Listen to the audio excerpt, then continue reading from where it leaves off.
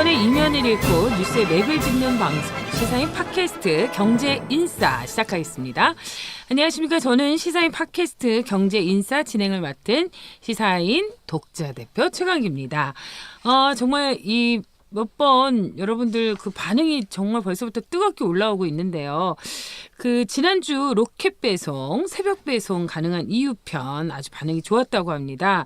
그 오늘 안 나온 전혜원 기자 다음에도 좀 목소리 키워서 나와달라고 차영석 팀장이 부탁하네요. 네, 이종택 부장님께서 나오라 그러는 건지 잘 모르겠고요. 하여간 그 편 재밌었어요. 꼭 나와주시기 바랍니다.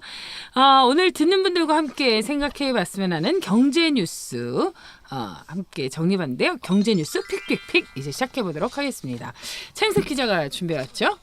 소개 안 해주시 바로 하는 거예요? 네, 소개. 나는 진짜 경제적으로 소개도 안 하고 시간 좀 전략하려고 했는데 왜냐면 하나만 한 맨날 고정이기 때문에 네, 알겠습니다. 네, 경제부장님, 우리 경제부 부장님 이종태 부장님 오셨습니다. 예, 이종태입니다. 네, 고생이 많으십니다. 네, 그렇습니다. 그 지난주에 그 전혜원 기자하고 방송하시고 나서 어떻게 관계가 좀 좋아졌나요? 사실은 관계 좋습니다.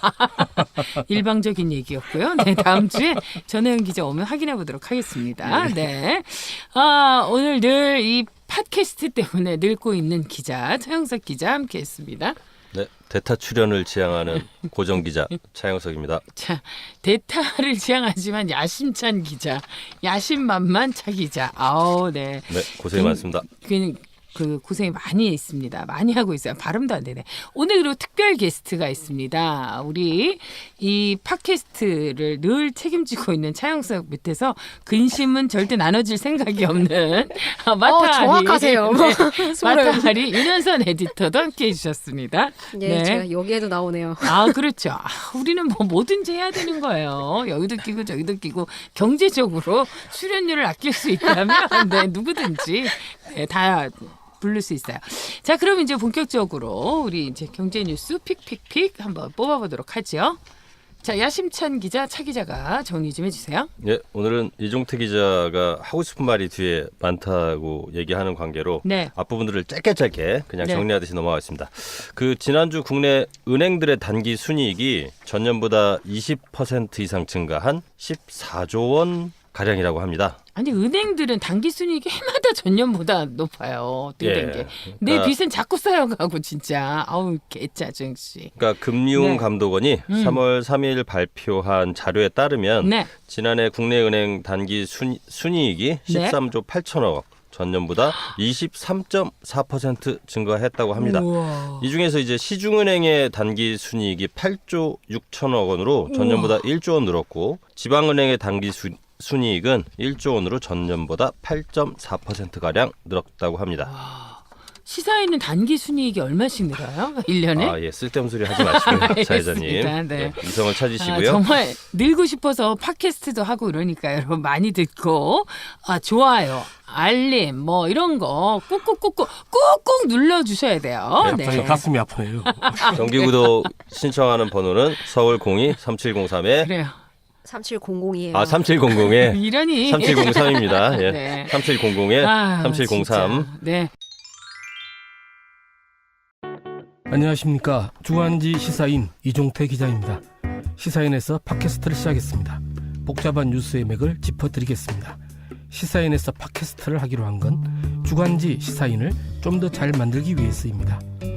시사인 독자와 좀 더 공감하고 좀 더 소통하기 위해서입니다.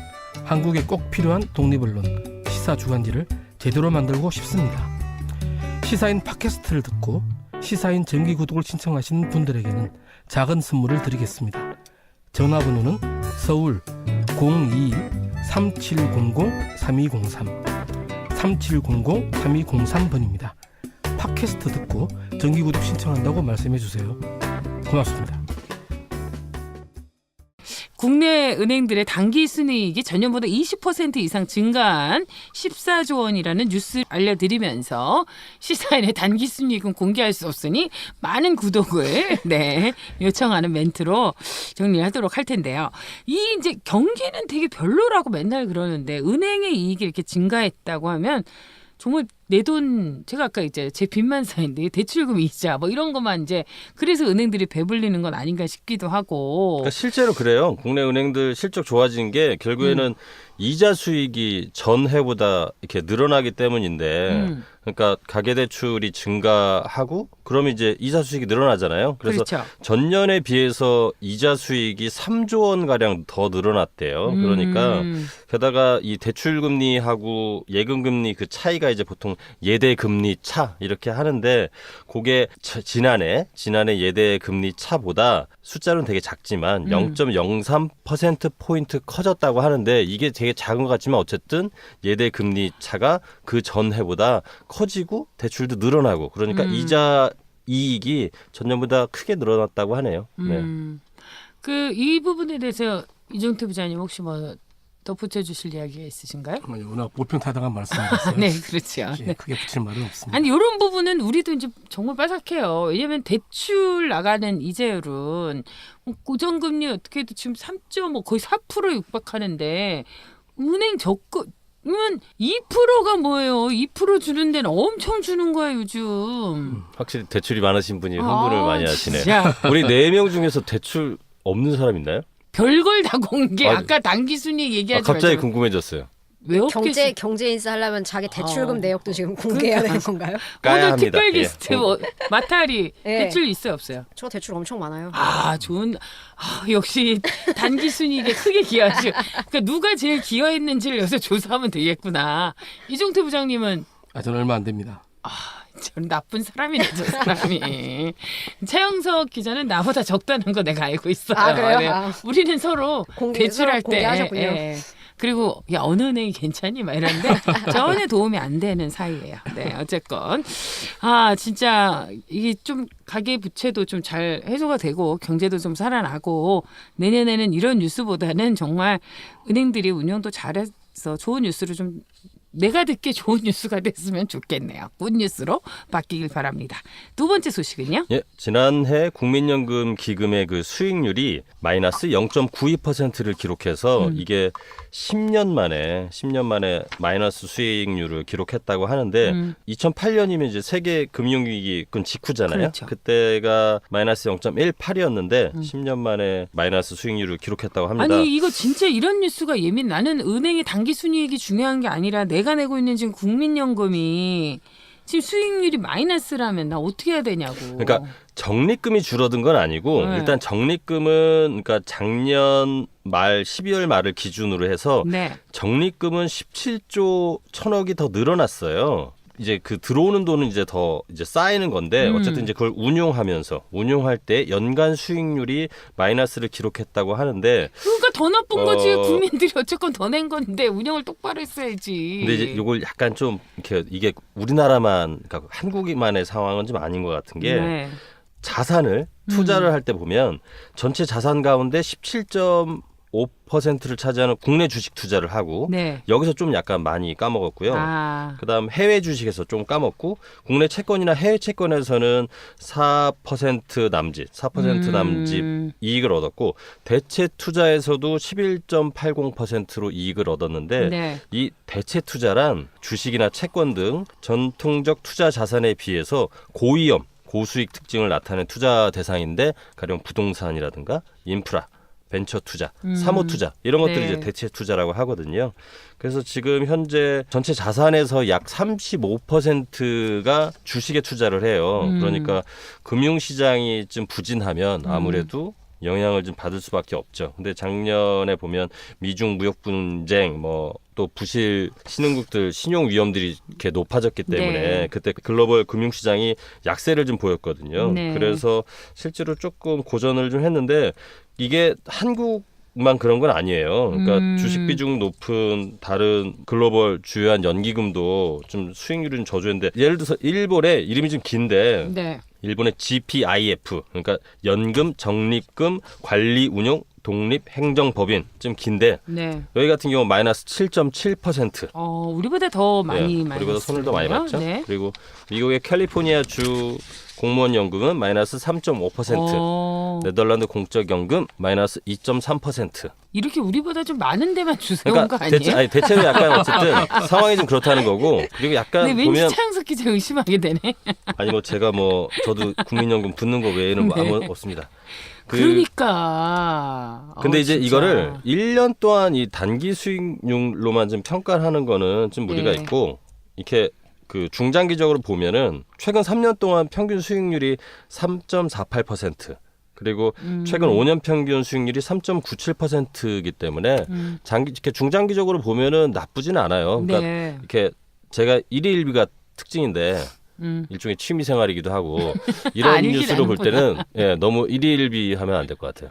어쨌든 원래 저 주식시장이 제일 좋았던 게 네. 가장 국민연금 수익률에서 가장 핵심적인 저 변수는 결국은 글로벌 경기라고 보거든요. 글로벌 경기인데 이게 제일 좋았을 때가 이 금융위기 터지고 2008년에 네. 그 다음에 양적 완화를 했지 않습니까? 네. 돈을 막 푸는 거죠. 예, 그렇죠. 근데 이제 미국이나 유럽, 일본에서 양적 완화를 하면서 사실은 그 엄청난 돈들이 실물 경제보다는 금융시장에 거의 들어갔습니다. 그래서 그때는 굉장히 뭐랄까 이 금융 수익률을 올릴 때는 굉장히 좋은 기간이었고요. 네. 근데 이제 이게 한 최근 한 2, 3년 사이 좀 이제 이게 방향이 바뀌고 있죠. 방향이 바뀌고 이제 양적 완화는 저 미국은 이미 끝났고 네. 일본과 EU도 통화 정책에서 그렇게 이제 그 많이 풀 것 같지 통화를 않으니까. 푸는 네.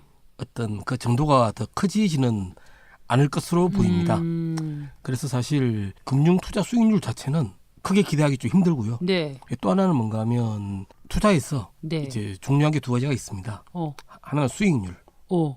하나는 안정성인데 여기 보시면은 이 캐나다 연금투자위원회 같은 경우에는 이 대체 투자 그러니까 대체 투자는 좀 위험한 투자예요. 네. 그래서 예, 단지 주식이 아니라 사모펀드라든가 또 저 위험하지만 이 수익률이 높은 부분이거든요. 저는 성격상 그런 게 체질이 안 맞는데. 그래서 우리나라 국민연금 같은 경우에는 아무래도 안정성을 좀 중시하는 네네. 성향이 있고 제가 알기로는 그 연금공단에 이 투자 매니저들의 몸값이 대단히 높습니다. 대단히 높은데 일정하게 그 대체 투자를 많이 못하도록 하고 있고요. 더욱이 이 아무래도 뭐 공공기관이니까 이제 좀 몸값을 많이 주는 사람을 끌어들이면은 욕을 먹는 경향이 있어요. 네네. 이런 측면들을 고려해서 뭐 우리가 이건 너무 쉬운 말이지만 너무 함부로 하는 말이지만 안정성과 네. 수익성이 같이 갈 수 있도록 좀 더 신경을 써야 되겠죠. 그러니까 중요한 거는 그 돈을 까먹으면 안 되는 거잖아요. 그러면서도 또 수익을 올리기를 원하는 그 약간 그렇죠. 묘한 그 그렇죠. 절충 같은 것들이 필요한 상황이기 그러니까 때문에 그래서 보니까 지금 캐나다 연금투자위원회 같은 경우는 지금 8.4%의 수익률을 올렸네요. 그러니까 이제 주식보다 대체 투자의 어떤 그 비율이 높았기 때문에 위험한 투자를 많이 한 겁니다. 그렇죠. 그러니까 우리도 보통 주식 같은 거 이렇게 거기 가면 투자 뭐 이렇게 회사 가면 그런 걸 하라고 막 이러는데 난 잠을 못 자요. 왜냐면 이게 도 아니면 뭐잖아요. 대박 아니면 쪽박인데 난 안 되더라고요. 그래서 이게 안정이 당장, 좋아요, 저는. 수익률 높다고 좋은 게 아니고 음. 이 캐나다의 경우에도 이게 갑자기 또 금융시장에 충격이 오면 네. 엄청난 참사가 올 수도 있습니다. 사실 그런 측면들을 다 고려를 해야 되기 때문에 그렇죠. 사실 굉장히 이제 이분들도 골치 좀 아플 겁니다. 어쨌건 국민연금 진짜 유일하게 노후를 대비해서 제가 하고 있는 국민연금 잘 운영해 주셔서 아니 솔직히 저는 이거를 네. 제가 나중에 정말 나이가 됐을 때 수령할 수 있을지 저는 솔직히 그것도 아니, 그러니까 잘 그런 모르겠어요. 게 있어요. 저는. 아까 이제 그 차영석 기자가 일희일비하지 말라 그랬는데 사실 경제 기사를 그렇게 막 꼼꼼하게 분석적으로 우리가 보질 않다 보니까 뭐 이렇게 국민연금 뭐 이렇게 그 투자 수익률이 마이너스다 막 이런 얘기 듣고 이러면 그러니까요. 심리적인 불안감이 있어요. 당장 내가 그러니까 못 받을 것 저처럼 같고 막 이런. 일희일비 하지 말자 이렇게 주문을 외우는 버릇을 들이셔야 한다니까요. 그게 왜 저 최선생님하고 잘 아실 텐데 옛날에 70년대에 네. 유명한 영화 중에 조스라고 있지 않습니까? 네. 좀 몰라요. 상어가 나오는 그래서. 식인상어. 알죠. 네. 근데- 빠밤 그렇지. 빰빰빰빰 이거죠. 그래서 당시에 전 세계적으로 그 상어 공포증이 확산됐었거든요. 바다에 못 들어가고 예. 그렇죠. 근데 이제 재밌는 거는 어때 누가 이제 농담 비슷하게 이야기를 했는데 바다에 가서 상어에게 물리는 것보다는 바다로 가다가 교통사고를 당해 죽는 경우가 훨씬 확률이 한 수천 배 높다는 거죠. 근데 그와 마찬가지로 국민연금의 경우에는 나라가 망하지 않으면 줍니다. 오, 예, 그래서 제가 볼 저 때는 엄청난 위안이 됐어요. 내가 보기엔 지금 이종태 부장님 아까 그 뭐죠? 그런 기관에 뭐 투자하는데 이렇게 스카우트 되실 것 같아요. 굉장히 오늘따라 뭔가 이렇게 물건을 팔러 오신 분 같이 그리고 부채가 별로 없으셔가지고 여유가 있으시네요. 여유가 있어요, 확실히. 그거는 무슨 말인가 하면 그만큼 우리도 부채를 줄여야 돼요. 그럴까요? 그만큼 금융을 안 했다는 증거이기 때문에 안정을 추구하는 경제부장님. 아무튼 국민연금은 네. 나라가 망해야지 안 줍니다. 아 그렇군요. 네, 하여간 열심히 또 믿고 하여간 진짜 안 나오면 이종태 부장님 쫓아갈 아, 거예요. 예. 오세요. 지옥 달라 그래. 끝까지 쫓아갈 거예요. 네. 그 자신 있습니다. 알겠습니다. 사실 여러분들 그런 심리적 부담감을 떨쳐버리고 이렇게 좀 믿고 맡겨야 될 텐데요. 국민연금도 앞으로 좋은 소식으로 또 우리에게 다가왔으면 좋겠습니다.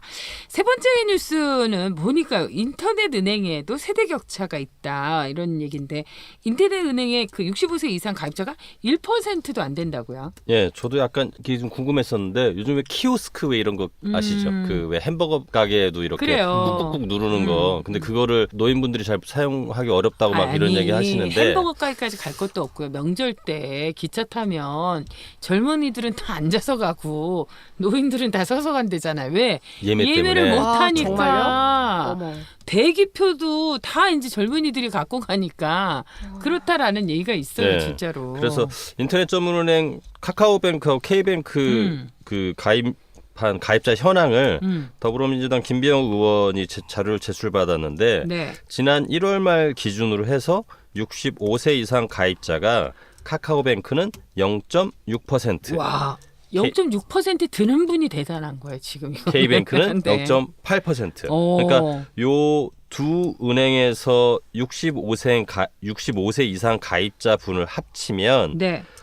카카오뱅크가 대략 5만 1,000분, 그다음 K뱅크가 7,500분 정도거든요. 그럼 그렇군요. 이분들을 합치면 65세 이상 전체 인구가 한 755만 정도 돼요. 네. 그래서 755만 명 중에 0.78%에 해당이 되는 거죠. 그러니까 실제로 이제 그 65세 이상 되시는 분들 중에 상위 1%라니까. 그렇죠. 상위 네. 1%. 근데 진짜 저도 이걸 한번 해봤는데 잘 안 되더라고요. 나는 지난번에도 이제 새벽 배송 이런 거 할 때도 그 로그인 해가지고 비번 아이디 맨날 까먹고 그게 문제시군요. 그게 아이디와 문제야, 그게. 비번을 기억이 안 난다는 거. 그것도 기억이 안 나고 이것도 왜 이렇게 뭘 하라는 게 많아. 무슨 맞아요.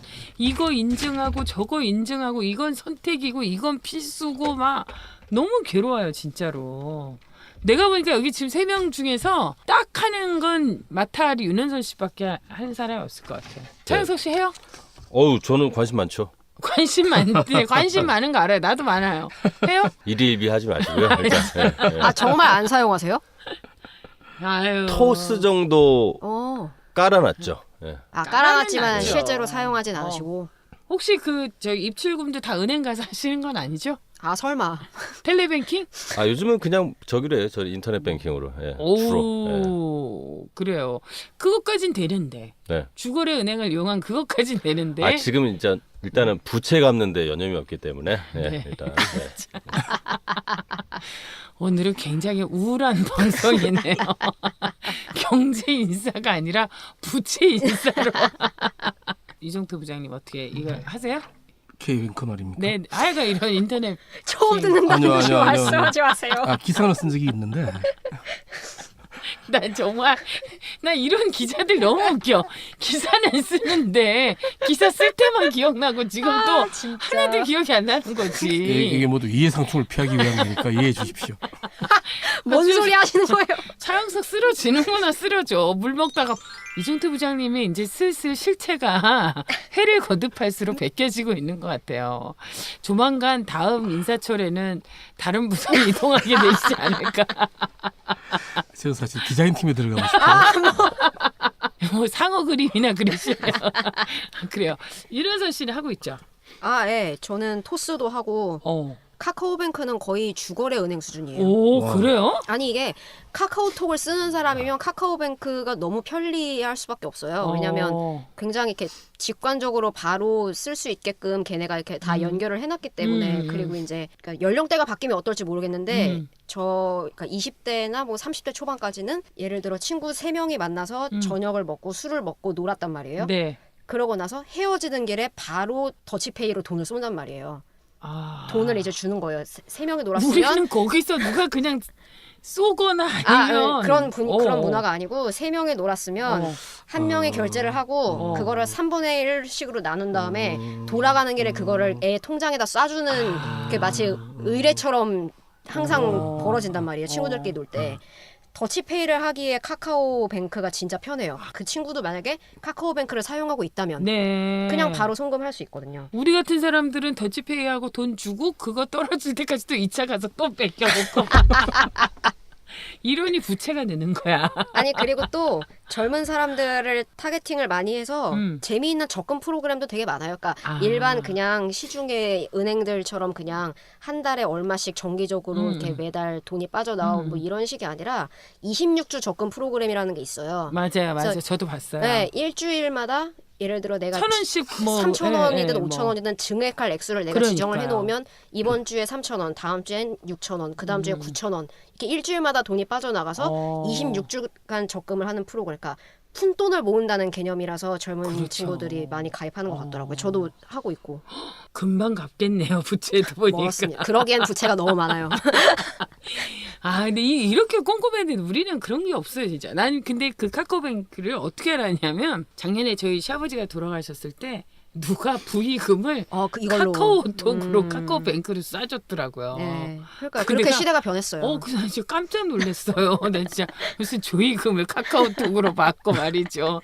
그리고 또 뭐 3일 이내에 그걸 그래요, 꼭 찾지 맞아요. 않으면 또 또 날라가. 다시 그 사람한테 날라간다는데 돌아가요. 갑자기 왜 그런 거 있잖아.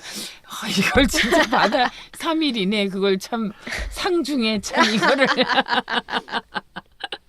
하여간 우픈 일이었어요. 우픈 일. 네. 근데 이렇게 하여간 모든 게 이렇게 디지털화 되면서 경제적으로는 되게 이게 뭐 효율성이 높이고 이런 건 있겠지만 사실은 65세 이상뿐만이 아니라 이게 중장년층도 많이 소외되는 느낌이 들어요. 그래서 사실 이 노년층들, 중장년층들이 앞으로 이런 걸로 굉장히 많은 시행착오를 겪게 되는 일들이 좀 많아질 것 같아요.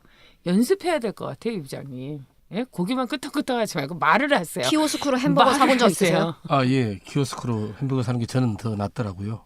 진짜요? 의외 진짜 의외 영문과 정말 sorry 그러더니 진짜 근데 그게 뭔가 좀 고민할 수도 있고. 그런데 이제 문제는 단지 이제 그게 편하긴 편한데 문제는 사실 그런 생각이 계속 납니다. 정말 이러다가 고용이 너무 크게 줄지 않을까. 그러니까요.